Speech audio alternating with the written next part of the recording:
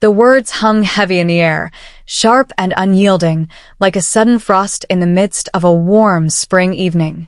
"I've decided to start a new life without you," Gregory declared. The upscale restaurant, its chandeliers casting a soft golden glow over the pristine white tablecloths, fell silent. We had gathered to celebrate our daughter Amelia's college graduation, a milestone that should have been filled with pride and joy.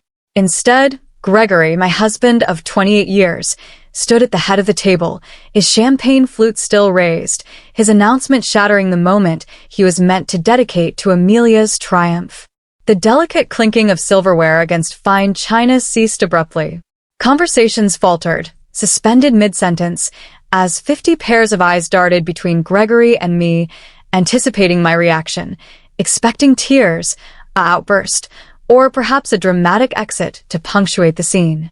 Instead, I smiled, a calm and deliberate curve of my lips.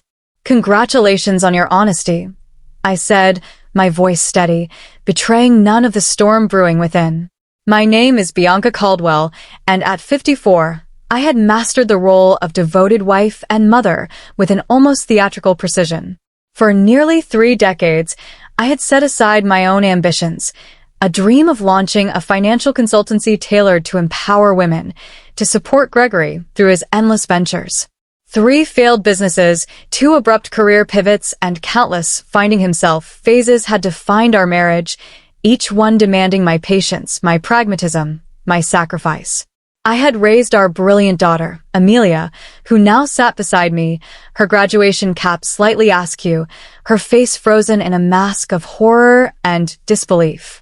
From the corner of my eye, I caught a glimpse of Cassandra Wells, Gregory's much younger mistress, shifting uncomfortably at a table in the back. She was surrounded by people I had once considered lifelong friends who, it seemed, had known about the affair for months, but never thought to warn me. Cassandra, with her polished smile and youthful confidence, had attended our Christmas parties, had even called me once for career advice, her voice dripping with feigned admiration. The betrayal stung, but I refused to let it show. With a practiced calm, I reached into my sleek leather handbag and retrieved a cream-colored envelope, its edges crisp and sealed with intent. I placed it gently beside Gregory's plate, the soft thud of paper against wood barely audible in the hushed room. "What's this?" he asked, his triumphant expression faltering, a flicker of unease crossing his sharply defined features. "Something for you to read later," I replied, my tone as smooth as the silk of my dress. I turned to Amelia, whose wide eyes glistened with unshed tears, her pale face a stark contrast to the vibrant energy of the evening. I leaned forward and kissed her cheek, the familiar scent of her lavender perfume grounding me. "I am so proud of you, sweetheart," I whispered. "This day is still about your accomplishment, and nothing can take that away." Then, with a quiet dignity, I rose from my chair, smoothed the folds of my navy dress, and addressed the stunned guests. "Please, enjoy your meal. I wish you all a lovely afternoon." My words were polite, measured, and final. I turned and walked toward the restaurant's heavy oak doors, feeling the weight of 50 pairs of eyes trailing me. The murmurs began as the door swung shut behind me, a low hum of shock and speculation cut off by the barrier between us. Outside, the Augusta summer heat enveloped me like a thick, humid embrace, but I welcomed its intensity. For the first time in years, I could breathe freely, unburdened by the expectations that had tethered me for so long. Behind me, the restaurant door burst open and slammed shut, followed by Gregory's voice, no longer confident but shrill with panic. "Bianca, what the hell is this? What have you done?" he shouted, his footsteps quickening on the pavement. I kept walking, allowing myself a small, private smile. The envelope I had handed him contained the opening move of my carefully orchestrated revenge, a plan I had been crafting for months with the precision of a chess grandmaster. I had always been the practical one in our marriage, the anchor to Gregory's reckless dreams. While he chased grandiose ideas and took impulsive risks, I ensured our family's stability. I was the one who saved diligently for Amelia's education when Gregory poured our money into a friend's ill-fated restaurant venture. I was the one who worked late nights as a finance manager at Trevanta Corporation, balancing budgets and soothing clients, when Gregory's midlife crisis led him to abandon his stable job to pursue a fleeting passion for crafting artisanal furniture, a venture that lasted a mere 6 months before he grew restless and bored. My own dreams of opening a consultancy to guide women toward financial independence had been perpetually deferred. After Amelia graduates, I told myself, after Gregory finds his footing. But those promises had worn thin, eroded by years of excuses and compromises.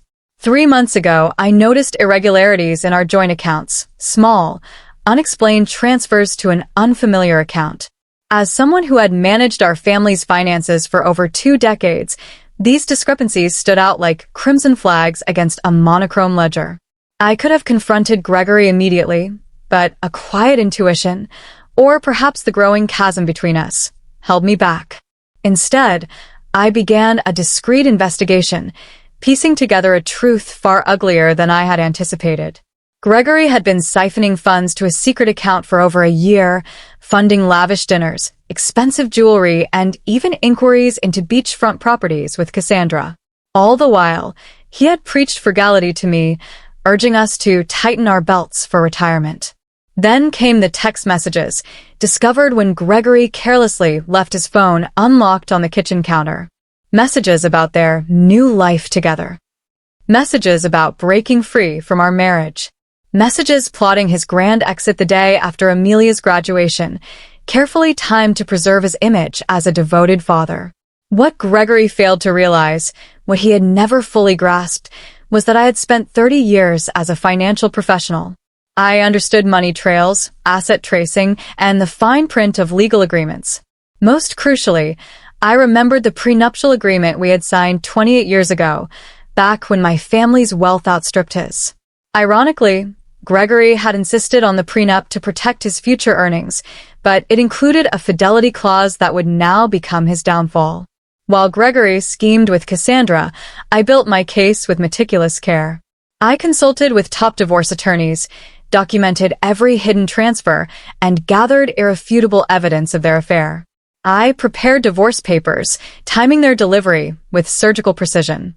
I knew Gregory would wait until after Amelia's graduation to make his announcement, unwilling to tarnish her moment. What he didn't know was that I had served the divorce papers that very morning, filed discreetly with the court, still inaccessible to him. I was always 3 steps ahead. I didn't return to the restaurant. Instead, I drove to our home, a stately colonial in Augusta's historic district, purchased 15 years ago with dreams of a shared future. According to Cassandra's texts Gregory didn't know I had seen, he had already promised her this house, as if it were his to give. I parked in the driveway, the familiar crunch of gravel under my tires grounding me in the moment. Inside, the house felt both unchanged and utterly foreign. Family photos lined the walls, capturing moments of laughter and love now tinged with betrayal. The antique grandfather clock, an heirloom from my father, ticked steadily in the foyer. The worn leather couch, where Gregory and I had once planned our future, seemed to mock the promises we had made. I climbed the stairs to the master bedroom, my footsteps soft against the hardwood. In the closet, I found Gregory's clothing already packed in suitcases, tucked behind a row of coats, ready for his planned departure the next day. His predictability was almost laughable. He had always been meticulous about his wardrobe, ironing his shirts with obsessive care, yet careless about the things that truly mattered. I stood there for a moment, letting the weight of the past and the promise of the future settle over me. The envelope I had given Gregory contained a letter outlining the financial discrepancies I had uncovered, a warning of the legal storm awaiting him, and a subtle hint of the fidelity clause that would strip him of the assets he thought he could claim. It was the first move in a game he didn't even know he was playing.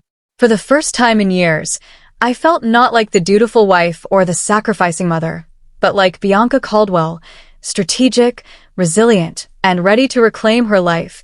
My phone buzzed incessantly, a relentless chorus of notifications from friends at the restaurant, from Amelia, and even from Gregory's sister, Diana, who had flown in from Chicago for the graduation.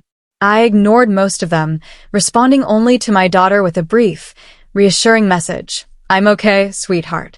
This isn't your burden to carry. Enjoy your graduation day. We'll talk tonight. I love you. For months, I had shielded Amelia from the truth, determined not to let our family's unraveling overshadow her final semester at university. She would likely be furious that I had kept her in the dark, but I trusted she would understand in time. Amelia had inherited my pragmatism alongside her father's charisma, a potent combination that had carried her to graduate with honors, her tassel swinging proudly on her cap earlier that day. 3 hours later, the familiar rumble of Gregory's car in the driveway broke the quiet of our colonial home. The front door slammed open with a force that rattled the antique mirror in the foyer. Bianca. Gregory's voice echoed through the house, raw and commanding. Where are you?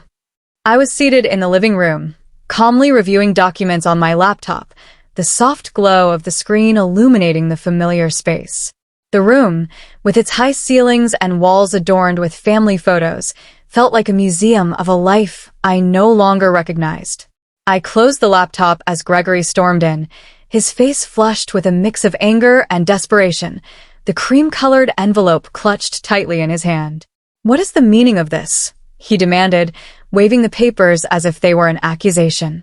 You served me with divorce papers today of all days? I thought it aligned nicely with your plans, I replied, my voice steady, almost serene. You wanted to start your new life. I'm simply helping facilitate the transition. You had no right to, he began, but I cut him off, my tone unwavering. I had every right, I said, meeting his gaze. Just as you had every right to choose Cassandra. We all make choices, Gregory. He straightened, a smug edge creeping into his voice. The prenup expired years ago. Any lawyer will tell you that. I allowed myself a small, knowing smile. Actually, it didn't. Section 12 specifically states that the fidelity clause remains in effect for the duration of the marriage. Your lawyer should have explained that to you. Oh, wait, you didn't consult one, did you? The color drained from his face, his confidence crumbling as the reality sank in. The prenuptial agreement he had insisted upon 28 years ago, designed to protect his potential wealth, would now strip him of nearly everything. The house, the vacation property in Savannah, his share of our retirement accounts.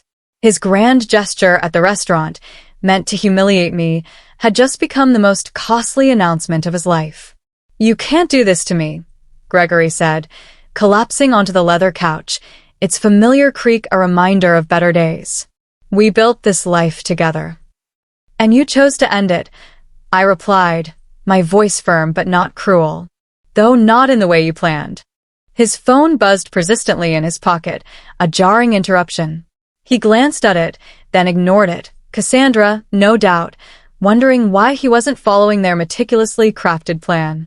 You've always been calculating, Bianca, he said, trying a different tack, his tone softening as if appealing to our shared history. But this is cold. What about our 28 years together? Does that mean nothing? I studied him. This man I had loved for nearly 3 decades. The man who had held my hand through the agony of 2 miscarriages before Amelia's birth. The man who had once surprised me with a weekend trip to Charleston for our 10th anniversary, where we danced under the stars on a moonlit pier. When had he changed? Or had he always been this person, his flaws hidden beneath my devotion? Our history meant everything to me, I answered, my voice steady, but tinged with the weight of truth. That's why our betrayal cuts so deeply. His expression softened, sensing an opening. Then maybe we can fix this. I made a mistake.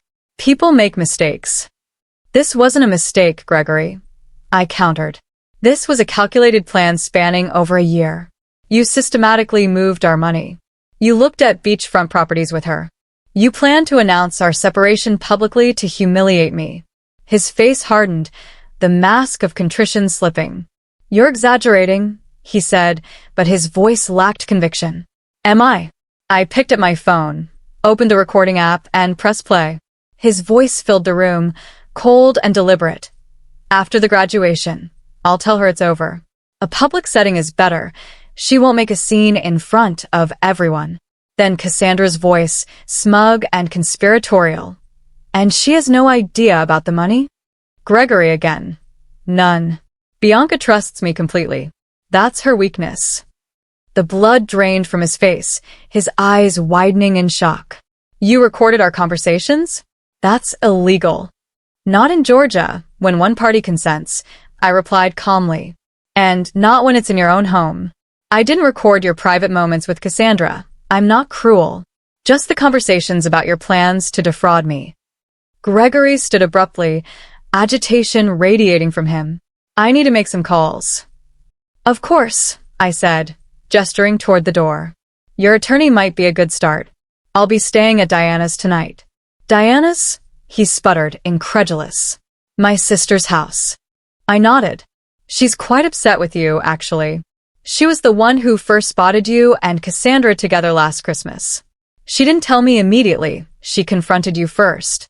You promised her it was nothing, that you would end it. When she realized you hadn't, she came to me. This was another blow he hadn't anticipated. Diana and I had always been close, our bond forged through years of family gatherings and shared confidences. Gregory had never imagined his own sister would align with me. Everyone's betraying me, he muttered, his voice barely audible. Ironic, isn't it? I said, gathering my purse and a small overnight bag I had packed earlier that day. You have until tomorrow evening to remove your things from the house. After that, the locks will be changed.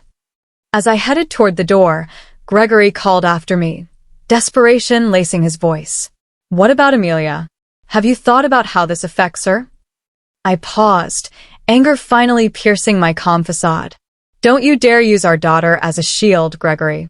You certainly weren't thinking about her when you were planning your new beachfront life with Cassandra. His phone buzzed again, and this time he looked at it, groaning audibly. Problem? I asked, arching an eyebrow. Cassandra is at the apartment already, he said, his voice tight. She's moved her things in. I couldn't suppress a small smile. The apartment you put in both your names? The lease you signed last month. Gregory nodded, confusion clouding his features. You might want to check with the leasing office. That application was flagged for credit issues and never completed. The agent called our home phone to verify information. I handled it myself. I walked out the door, leaving Gregory to grapple with the first of many unraveling threads in his carefully planned new life. The evening air was thick with the scent of magnolias, and I inhaled deeply, feeling a sense of liberation I hadn't known in years. Diana lived in a charming bungalow across town, near the university where she taught literature. When I arrived, she greeted me with a fierce hug, her familiar warmth a balm to the day's chaos. I just heard from Amelia, she said, pulling me inside her cozy home, its walls lined with bookshelves and potted plants. Are you okay? I'm better than I expected, I admitted, following her to the kitchen, where a bottle of Merlot sat open on the counter, 2 glasses already poured. The room smelled of fresh herbs and the faint citrus of her favorite candle. I never thought Gregory would make such a spectacle, Diana said, handing me a glass. The restaurant, in front of everyone, he's lost his mind. It was meant to humiliate me, I explained, sipping the wine, its rich notes grounding me. A public rejection, so I couldn't fight back without looking hysterical. Diana's face darkened, her hazel eyes narrowing. My brother always had a flair for drama, but this is beyond anything I expected from him. We settled in her sunroom, surrounded by lush ferns and shelves overflowing with novels. Diana had never married, choosing instead a life of independence and academic passion. Over the years, I had sometimes envied her freedom, her ability to live unencumbered by the compromises I had made. What did you put in that envelope that made him so upset? She asked, curling her legs beneath her on the wicker sofa. I explained the contents, the divorce filing, the evidence of his financial deception, and, most crucially, the prenuptial agreement that would leave him with far less than he had anticipated. The prenup? Diana said, a wry smile tugging at her lips. I remember when he insisted on it. Father had just given him that money for his first business, and he was so worried about protecting it. She laughed, the sound bitter but tinged with amusement. The irony is delicious. My phone rang, and Amelia's name flashed on the screen. I took a deep breath before answering. "Mom," she said immediately, her voice strained with emotion. "I'm coming over to Aunt Diana's." "Honey, you don't have to," I said, but she interrupted. "I'm already on my way." Her tone was resolute, unyielding. 20 minutes later, Amelia arrived, still in her graduation dress, the emerald fabric clinging to her frame, though her makeup was smudged from crying. She fell into my arms, her embrace reminiscent of the way she'd clung to me as a child after a nightmare. "Why didn't you tell me?" she asked, her voice muffled against my shoulder. "I didn't want to ruin your final semester," I said, stroking her hair. "You worked so hard for this day." She pulled back, wiping her eyes with the back of her hand. "Well, Dad took care of ruining it anyway." We moved to Diana's living room, where the soft glow of lamplight cast warm shadows across the hardwood floor. Over cups of chamomile tea, Amelia heard the full story, how I had discovered the affair, the financial deceptions, and the plans Gregory and Cassandra had made for their new life. "I knew something was off with Dad," Amelia admitted, her voice thick with emotion. "He's been different, distracted, always on his phone, but I never imagined this." "None of us want to see these things in the people we love," Diana said gently, resting a hand on Amelia's arm. My phone buzzed with a text from Philip Anderson, my attorney. The emergency filing had been approved, and the accounts I had identified were frozen pending the divorce proceedings. Gregory now had limited access to funds, enough for basic living expenses, but not enough to pursue the lavish property purchases he had planned with Cassandra. I showed the message to Diana and Amelia, who exchanged a glance of quiet satisfaction. "Checkmate," Diana said, raising her glass in a toast. Amelia managed a small smile, her first of the evening. "You're kind of a badass, Mom." I laughed, the sound surprising even me. "I've had years of practice keeping this family together," I said.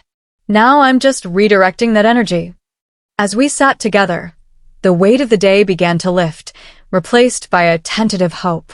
For the first time in months, I felt not like the betrayed wife or the dutiful mother, but like Bianca Caldwell, a woman reclaiming her future, one calculated step at a time.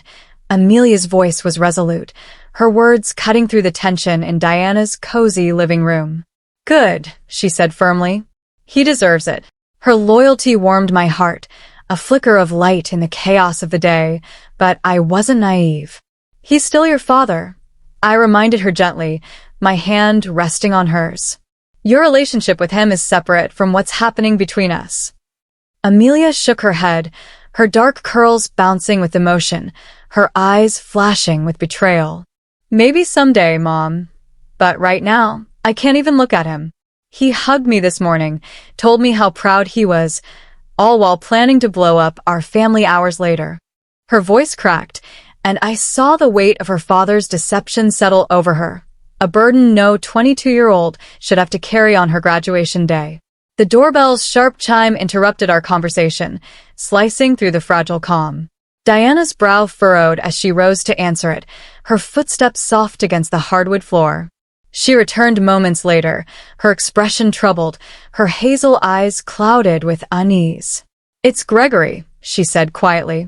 "And he's not alone." I steeled myself, drawing a deep breath as Diana led Gregory and Cassandra into the living room. Cassandra looked distinctly uncomfortable, shifting her weight from one foot to the other, her manicured hands twisting nervously. At 37, she was not quite the stereotypical trophy wife, but her 17-year age difference from me was stark.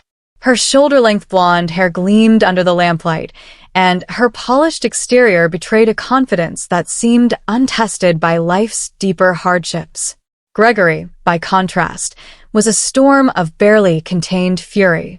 The desperation I had seen earlier had hardened into raw anger, his jaw tight, his eyes blazing. "Bianca, you need to stop this insanity," he demanded, his voice echoing in the small room. "Unfreeze the accounts. We can discuss this like reasonable adults." Amelia rose swiftly, positioning herself slightly in front of me, a protective gesture that both surprised and moved me. Maybe you should have tried being reasonable before announcing to everyone that you were leaving, Mom, she said, her voice sharp with indignation. At my graduation celebration, no less. Gregory's eyes widened, as if he had only just noticed our daughter standing there, her graduation dress still clinging to her frame, a symbol of the day he had tarnished. Amelia, he said, his tone softening, this doesn't involve you. Doesn't involve me? She echoed, her voice rising with incredulity. You blew up our family on my graduation day, and you think it doesn't involve me? Her hands clenched into fists, her composure fraying under the weight of his audacity. Cassandra touched Gregory's arm, her voice tentative. Greg, maybe we should go. He shook her off brusquely, his focus fixed on me. No, I'm not leaving until Bianca agrees to be rational about this. Diana folded her arms, her posture rigid, her loyalty to me unwavering. My sister-in-law seems to be the only rational person in this scenario, Gregory, she said coolly. You're the one who created this mess. I remained seated, my hands folded calmly in my lap, watching the drama unfold like a play I had long since memorized. For years, I had been the peacemaker, the one who smoothed over conflicts, who kept the family's fragile harmony intact.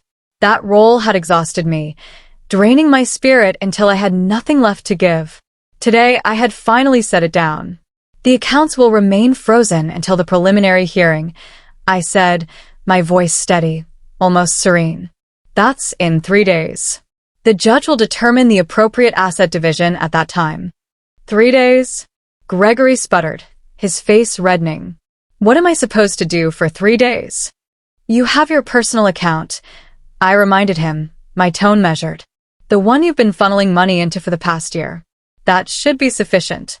Cassandra's head whipped toward Gregory, her eyes narrowing with sudden suspicion. You have a separate account? With how much in it? Her voice carried a sharp edge, revealing a fracture in their alliance. Clearly, Gregory hadn't been entirely forthcoming with her either, a fact that sparked a flicker of satisfaction within me. Gregory ignored her question, his attention fixed on me. This is vindictive, Bianca. This isn't like you. Perhaps you never really knew me, I replied, my gaze steady. Just as I apparently never really knew you. Amelia turned to Cassandra, her voice cutting through the tension. Did you know he was going to announce it like that at my graduation celebration? Cassandra's cheeks flushed, and she looked down, her discomfort palpable. I thought he was going to talk to your mother privately, she stammered. The announcement today was unexpected. Gregory shot her a betrayed look, and I noted the cracks forming in their united front, their carefully laid plans unraveling faster than they could mend. I think you both should leave, Diana said firmly, her voice leaving no room for argument. You've upset Amelia enough for one day. Amelia, Gregory pleaded, turning to our daughter, his tone softening in a desperate bid for sympathy. You understand that relationships change, don't you? Sometimes people grow apart. Amelia's face hardened, her expression a mirror of my own resolve, though tempered by the raw pain of youth. What I understand is that you're a coward who couldn't even give Mom the dignity of a private conversation, she said, her voice trembling with anger. What I understand is that you were stealing from our family while I was working 2 jobs to help pay for my textbooks because you said money was tight. Gregory paled, his mouth opening and closing as he struggled for a response. That's not how it was, he said weakly. It's exactly how it was. Amelia cut him off, her voice unwavering. Please leave, Dad. I can't look at you right now. The silence that followed was deafening, a void filled with the weight of broken trust. Finally, Gregory turned to go, Cassandra trailing behind him, her earlier confidence replaced by uncertainty. At the door, he paused and looked back at me, his eyes burning with defiance. This isn't over, Bianca. I'll fight you on this. I met his gaze steadily, unflinching. You're welcome to try. After they left, Amelia collapsed beside me on the sofa, tears streaming down her face, her graduation dress now a crumpled reminder of the day's ruin. "I've never talked to Dad like that," she said, her voice breaking. I wrapped my arm around her shoulders, pulling her close. "Sometimes standing up for what's right is painful," I said softly, my heart aching for her loss but proud of her strength. Diana returned with fresh glasses of wine, her movements deliberate as she handed one to each of us. "To new beginnings," she said, raising her glass, her eyes warm with solidarity. I clinked my glass against hers, a quiet resolve settling over me. Indeed, I thought. This ending was merely the prelude to something new, a life I would shape on my own terms. The preliminary hearing took place 3 days later in a small, austere courtroom, the air heavy with the scent of polished wood and the faint patter of rain against the windows. It was a dreary Tuesday morning, the sky a slate of gray that matched the gravity of the moment. I arrived with my attorney, Philip Anderson, a seasoned professional whose calm demeanor had guided me through this storm. Gregory, by contrast, was accompanied by a young associate from a corporate law firm, a hasty choice that spoke to his disorganized scramble to counter my moves. His lawyer's inexperience in family law was yet another misstep in his unraveling plan. The judge, a woman in her 60s with sharp, discerning eyes and a no-nonsense demeanor, reviewed the prenuptial agreement with meticulous care, her glasses perched on the bridge of her nose. "This document appears to be in order," she said, her voice clear and authoritative as she looked over her reading glasses at Gregory's attorney. "Do you contest its validity?" The young lawyer cleared his throat, visibly nervous. "Your Honor, we believe the agreement has expired due to the length of time that has passed." The judge's eyes narrowed as she turned to the document. Section 18 clearly states that the duration is for the term of the marriage, plus any legal proceedings resulting from its dissolution, she read aloud, her tone brooking no argument. "There is no expiration date indicated." Gregory leaned forward, whispering urgently to his lawyer, who grew increasingly flustered, his papers rustling as he fumbled for a response. The judge continued, undeterred. "Furthermore, the evidence of systematic fund transfers appears to violate the financial disclosure requirements in Section 23.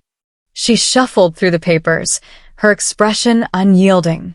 "I am ruling to maintain the freeze on joint accounts pending full financial discovery. Mr. Caldwell's personal account will remain accessible to him. The family home will remain in Mrs. Caldwell's possession for the time being." I allowed myself a small, inward nod, the weight of the judge's words confirming the strength of my preparation. Gregory's face was a mask of disbelief, his carefully constructed future slipping further from his grasp with each passing moment. The judge's gavel fell with a decisive thud, sealing the fate of the prenuptial agreement's infidelity clause. "The family home will remain in Mrs. Caldwell's possession during proceedings," she declared, her voice steady and authoritative. Gregory's face flushed a deep, angry red, his jaw clenched tightly. "This is outrageous," he muttered, loud enough for me to hear across the courtroom. The judge fixed him with a stern, unwavering look. "Mr. Caldwell, I suggest you review the agreement you signed more carefully. This court will reconvene in 30 days for the full hearing after discovery is complete." As we exited the courtroom, the air heavy with the scent of rain-soaked wood and the faint hum of fluorescent lights, Gregory caught up to me in the dimly lit hallway. "Bianca, please," he said, his voice softer now, tinged with a desperation I hadn't heard before. "We need to talk about this reasonably. 28 years together has to count for something." "It counted for everything," I replied, my voice calm but resolute, the weight of our shared history heavy in my chest. "Until you decided it didn't." I walked away, leaving him alone in the courthouse corridor, his silhouette framed against the gray light filtering through the windows, the reality of his choices finally sinking in. Word spread quickly through our social circle, a wildfire of whispers and speculation. Friends called daily, some offering genuine support, others fishing for gossip to feed their curiosity. I maintained a dignified silence, responding only with, "Gregory and I are separating. These things happen." Meanwhile, Gregory's carefully curated facade, successful businessman, devoted family man, crumbled beyond repair. The financial freeze I had orchestrated meant he couldn't follow through on the promises he had made to Cassandra. The beachfront property they had dreamed of purchasing fell through, the deal collapsing under the weight of his limited funds. The luxury car he had put a deposit on was cancelled, the dealership's refund notice a final blow to his image of prosperity. 2 weeks after the hearing, Diana called, her voice bright with amusement. "Have you heard the latest? Cassandra moved out." "Already?" I asked, not entirely surprised, but impressed by the speed of their unraveling. "Apparently, she discovered Gregory's business isn't doing as well as he claimed," Diana said, a laugh bubbling in her throat. "The substantial savings he boasted about don't exist. She told her friend Jennifer she didn't sign up to date a man with financial problems." I couldn't help but laugh, the sound light and freeing. "He always was good at creating illusions," I said, picturing Gregory's carefully constructed world dissolving like mist in the morning sun. While Gregory floundered, I was rebuilding. The financial security I had maintained in separate accounts, hidden from Gregory's reckless spending, gave me a freedom he hadn't anticipated. I rented a small office space downtown, its large windows overlooking Augusta's historic district, and began setting up Caldwell Financial Transitions, the consultancy I had dreamed of for years. My first clients were 2 women navigating divorces, their stories echoing my own. Word of mouth spread, and soon more clients came, women facing divorces, widowhood, or career changes, all seeking to secure their financial futures. The work was fulfilling in a way my corporate job at Trevana had never been, each consultation a step toward empowering others as I empowered myself. Amelia, now settled into her new job with a marketing firm in Charleston, called regularly, her voice a lifeline across the miles. "I'm so proud of you, Mom," she said after I described my growing client list. "You're helping people during their worst moments." "I'm just doing what I wish someone had done for me earlier," I replied, my heart swelling with purpose. Preparing women for whatever might come. Being needed for my expertise, rather than my caregiving, was a novel and empowering experience, a reclamation of the identity I had set aside for so long. The final divorce hearing fell on what would have been our 29th anniversary, a poignant end to a chapter that had spanned nearly 3 decades. Gregory arrived looking haggard, his once confident demeanor replaced by exhaustion. I later learned his business was teetering on the edge of collapse without my financial guidance. Cassandra was long gone, now dating a real estate developer from Savannah, her ambitions aligned with a new target. Most of our mutual friends had distanced themselves from Gregory after learning the full scope of his deception, their loyalty shifting to me in the wake of his betrayal. The judge upheld the prenuptial agreement in its entirety, her ruling swift and unyielding. Gregory left with his personal possessions, his struggling business, and the dwindling funds in his private account, which, after paying his inexperienced attorney, barely covered a small apartment's rent. I retained our home, my retirement accounts, and 70% of our joint investments, exactly as the prenup stipulated in cases of infidelity. The justice was poetic, the document Gregory had insisted upon to protect himself, now his undoing.